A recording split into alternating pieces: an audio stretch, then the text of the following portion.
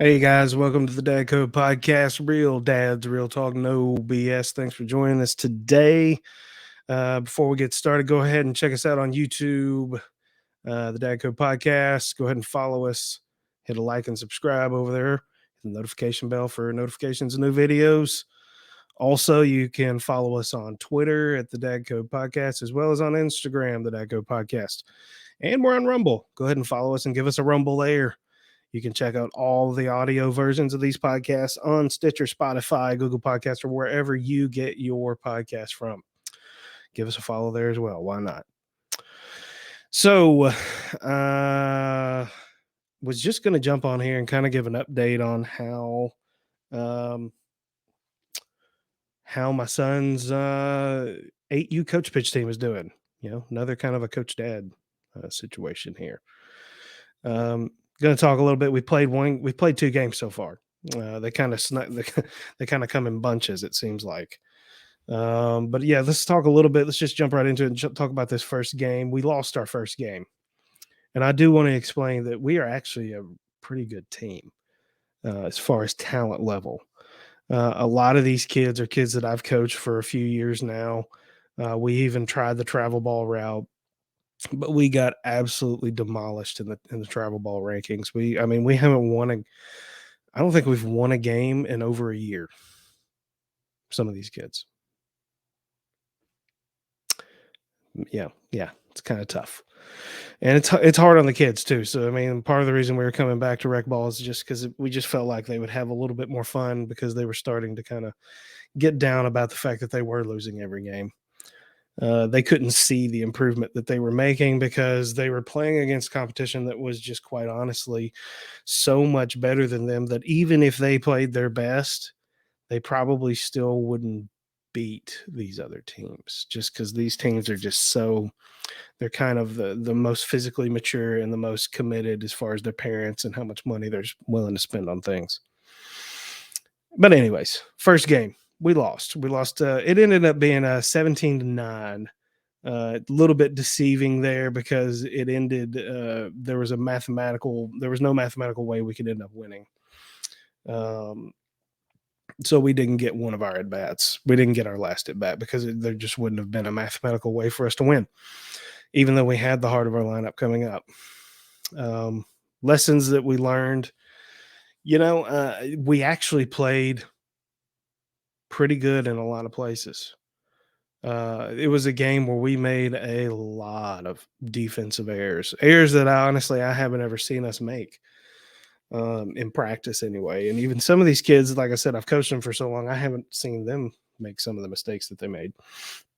But it was one of those situations as a coach.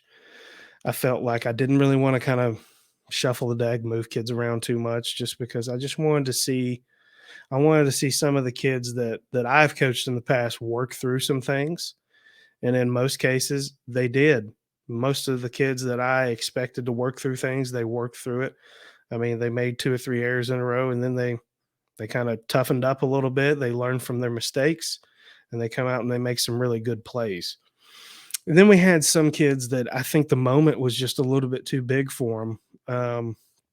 One kid I'm thinking about in particular, maybe a couple.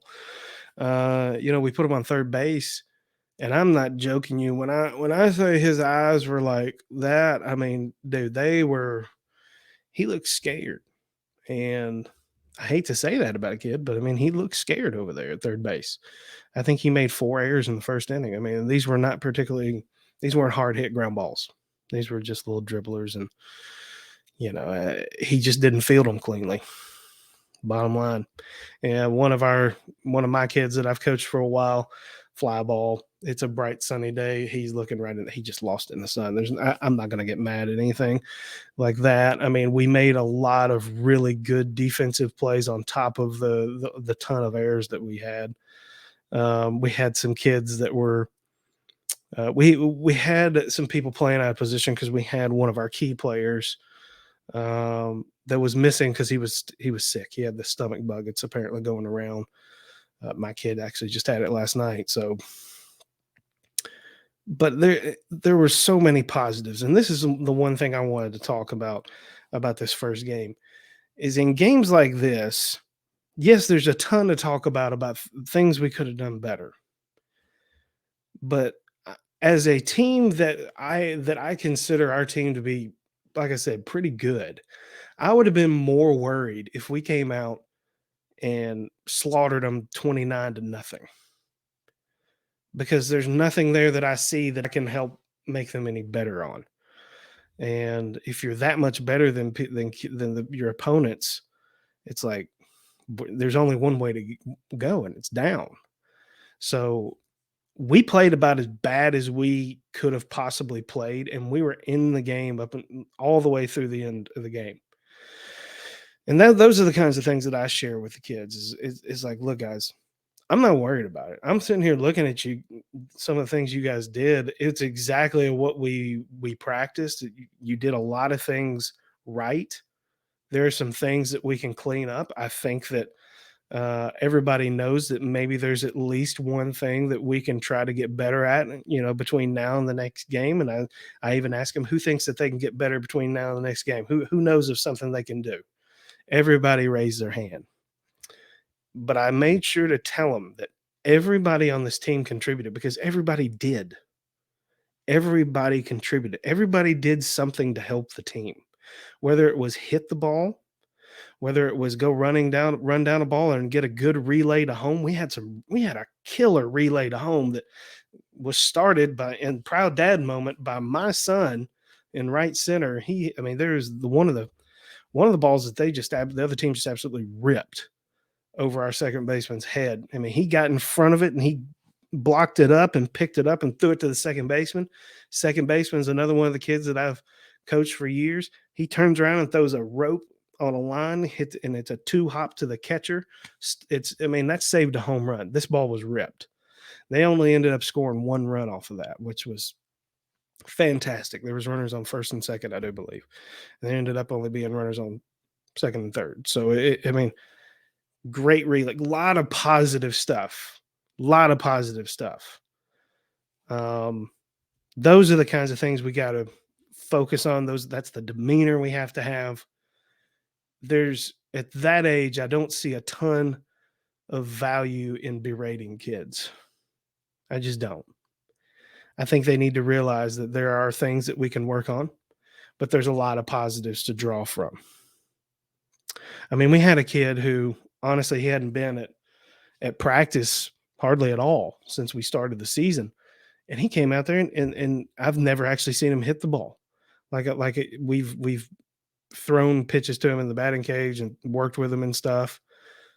So I was like, and he really struggled sometimes. And I didn't have a ton of good thoughts about whether or not he was going to hit the ball. And he ended up getting a hit.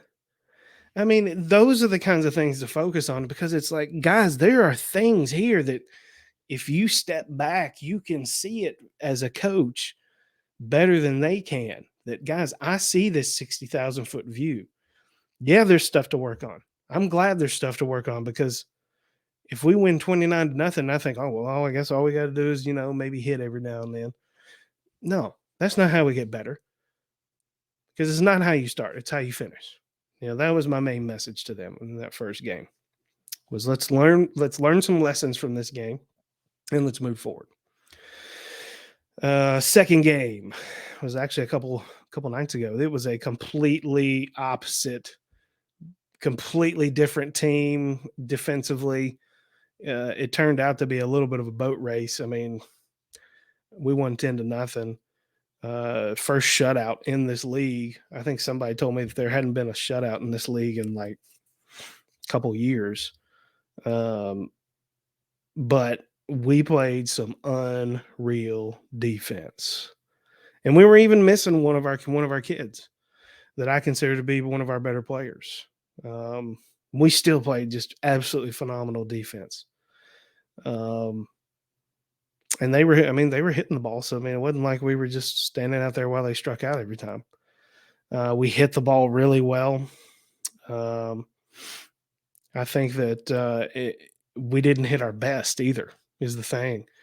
I think we could have even hit better.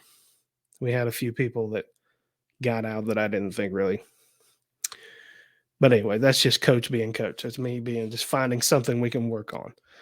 Base running was phenomenal, man. This was something I really focused on because we have a particularly fast team, and we took bases when we could take bases, and I really think that's how we win. We're going to play good defense. We're going to take bases. We're going to hit the ball. We also had another kid. We had a kid who never played baseball before. He freaking hit the ball. He freaking hit it hard too. I told you about the other kid who hit it in the first game. Both of them hit in this game. And honestly, I thought the one kid, I thought he was going to pee himself because he was so happy. I mean, that is the kind of stuff that, as a coach, I think that's what you're aiming for, is to have that moment with a kid where you lock eyes with them. It's like, oh my god, I hit it. It's like, I know, drop the bat and run to first. I mean, it's awesome. Yeah, he got out, but dude, he hit the ball so good. And the other kid he actually got a hit in this game. And it's like, dude, man, we're this close with you. If you could just we just got to get over the hump, you know. Now we did have a couple things that uh if you've listened to the show I did about mistakes and there's no crying on the sports field. I mean, that kind of reared its head a little bit. One of the kids that I coach for a few years now, he's one of our better players. I've almost considered outright calling him the captain of our team. He's a little guy too. He's a slight guy, but dude, he is the toughest kid on that field. But sometimes I feel like he doesn't act like it, and this was one of those games. And it was a later game. I think it was 6:45. Kids lose focus late in the day, whatever. Not going to make any excuses for him, but he pops out, and I guess there was some kind of confusion on the play, and they tagged him, and he starts, crying on the way back to the dugout that they tagged me too hard, and like he was literally crying, acting like he was like, had a lacerated liver or something. I just told him, all this, I can't have it. Not from you. That's why I told him before he walked off the field, because I stopped him at the pitching circle to ask him what was wrong. I just told him, I can't have all this from you. I said, if you are hurt, you're going to sit on the bench. And I just turned. His dad's the third base coach, and I said, sit him down. He didn't play the rest of the game. He hit, but he didn't play in the field the rest of the game. It was a game where I could afford to do some of that kind of stuff and still not worry about winning or losing, rather. Now, don't get me wrong. If it's a point that I am passionate about proving, and I may have even done it on this particular point, I don't care if I lose the game or not. They're not going to do certain things. They're going to do things my way, because I tend to believe that my way is the right way until I'm proven otherwise. But anyways, this was just another example of, we have to hold our kids accountable. We got to be able to make them realize that there's none of this crying stuff. There's no crying in baseball. There's no crying in sports. Just because you cry doesn't mean you're going to get some kind of different outcome. It doesn't mean anything. What it is doing is you are now giving permission to the rest of these kids who are younger than you, smaller than you, less mature than you, supposedly. Before you started crying, I would have said that. And now you're giving them permission to maybe do the same thing. So now I, as coach, I have to be the one to say, you know what? Go sit down. Go sit down. So that's what we did. And, I do want to make sure that, we did have, I told you we had one of our better players missing, and he was out. He's been having a really stressful time at school. He's been doing a lot of standardized testing, and you got to keep in mind, a lot of these kids are very sensitive. I get that. I get that 100%. I don't ever want a kid to feel like baseball is an obligation or a job, because it's not right now. If they want it to be later in life, we can talk about that later. That is a completely different animal. There's a different mindset. Right now, baseball's supposed to be fun, and I want to keep it that way. So if a kid needs a break, he can take a break. The team figures it out. I've had 2 kids out. One was sick, one just needed some time.